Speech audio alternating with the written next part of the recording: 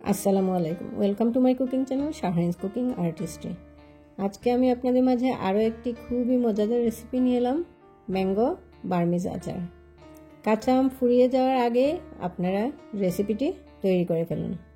এখানে আমি 1.5 কেজি কাঁচা আম ভালো করে ধুয়ে ছিলে পরিষ্কার করে নিয়েছি এবং টুকরো করে নিয়েছি।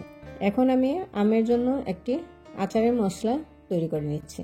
এর জন্য এখানে নিয়ে নিলাম মৌরি 1 চা চামচ, জিরে 1 চা চামচ, মেথি 1/2 চা চামচ, 5 ফোড়ন 1 চা চামচ, শুকনো মরিচ 5-6টি। আস্ত ধনে আমার কাছে নেই, এর জন্য পরে আমি 1 চা চামচ ধনে গুঁড়ো এখানে অ্যাড করে দিব। আপনারা আস্ত ধনে থাকলে আস্ত ধনে দিতে পারেন। এখানে আমি 1 চা চামচ গুঁড়ো ধনে অ্যাড করে দিলাম। এখন এটাকে ভালো করে মচমচে করে ভেজে ঠান্ডা করে আমি গুঁড়ো করে নেব। এখন এটাকে আমি ভালো করে গুঁড়ো করে নেব, একটু আধো ভাঙ্গা থাকবে, এতে আরো বেশ ভালো লাগে খেতে।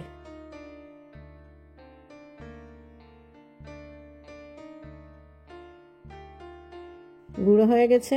এখন আমি একটি কড়াইতে আমগুলো দিয়ে দিলাম 1 চা চামচ লবণ। এটাকে আমি ভালো করে সেদ্ধ করব। সেদ্ধ হয়ে গেলে এটাকে আমি ম্যাশ করে নেব খুব ভালো করে ম্যাশ করে নেব। এটা আর ব্লেন্ডও করাও লাগবে না এবং চালনিতেও ছাকার প্রয়োজন নেই। এখন দিয়ে দিচ্ছি 1.5 কাপ চিনি।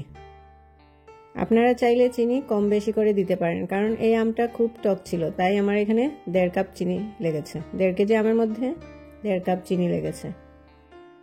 এটাকে আমি ভালো করে মিক্স করে নেব এবং যতক্ষণ পর্যন্ত আঠালো ভাব না এসেছে ততক্ষণ পর্যন্ত আমি এটাকে নাড়তে থাকবো। অনবরতেই নাড়তে হবে, না হলে তলায় লেগে যাবে।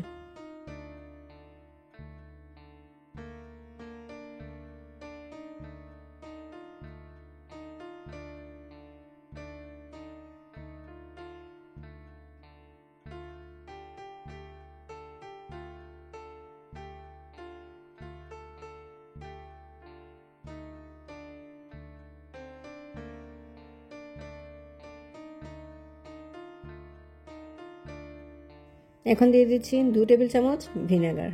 ভিনেগার দেওয়ার ফলে আমের আচারটা এত সহজে নষ্ট হবে না। আপনারা অবশ্যই এভাবে ট্রাই করবেন, কারণ আর বেশি দিন বাজারে কাঁচা আম পাওয়া যাবে না।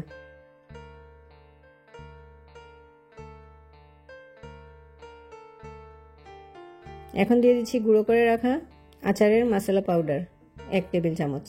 পরে আমি নামানোর আগে আরো 1 চা চামচ দিয়ে দেব।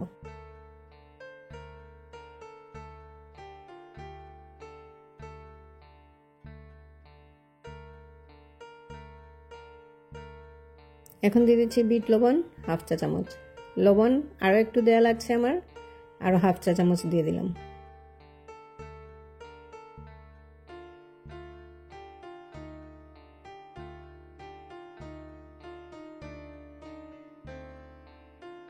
এখন দিয়ে দিচ্ছি শুকনো মরিচ কুচি, আরও দিয়ে দিচ্ছি 1 চা চামচ গুঁড়ো করে রাখা আচারের মশলা পাউডার।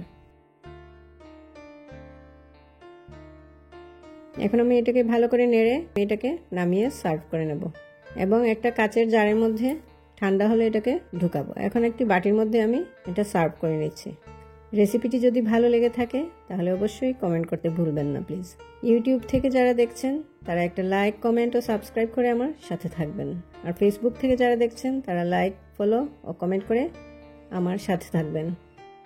পরবর্তী রেসিপি দেখার আমন্ত্রণ রইল। আর এতক্ষণ থেকে যে বা যারা আমার ফুল রেসিপিটি দেখেছেন তাদেরকে অসংখ্য ধন্যবাদ।